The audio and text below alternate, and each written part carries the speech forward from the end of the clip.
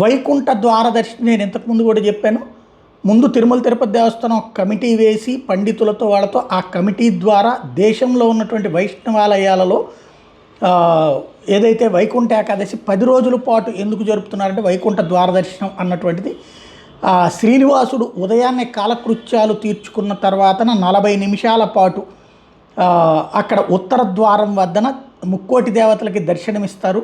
వారి వారి బాగోగులు తెలుసుకోవడంతో పాటు వారి వారి సమస్యలు పరిష్కరిస్తారు.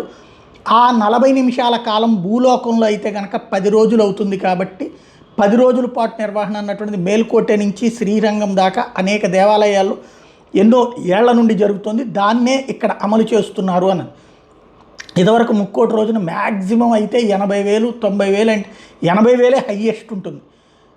అట్లాంటిది ఏది విఐపీలను తీసేస్తే అది ఏది విఐపీలతో కలిపితే 80,000, విఐపీలు కనుక తీసేస్తే 1,00,000 దాకా దర్శనం చేయించవచ్చు.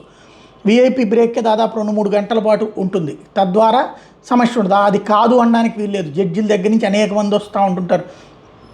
దేశ విదేశీ ప్రముఖులు, ఎమ్మెల్యేలు వెళ్తారు, ఎంపీలు వెళ్తారు, మంత్రులు వెళ్తారు, అందరూ వెళ్తుంటారు. కాబట్టి అది కాదనడానికి లేనటువంటి సందర్భం. తెల్లారుజాము 2 గంటల నుంచి 6-7 దాకా అదే జరిగిపోతుంది. ఆ తర్వాత దర్శనాలు ఇవ్వడం అనేది ఏళ్ల తరబడి నడుస్తున్నటువంటి పరిస్థితి.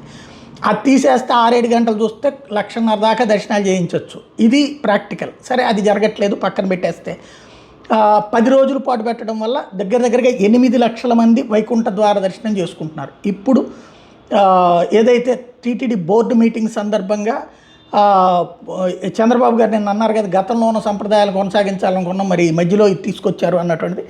దాని మీద సమీక్షిస్తాం అని చెప్తున్నారు.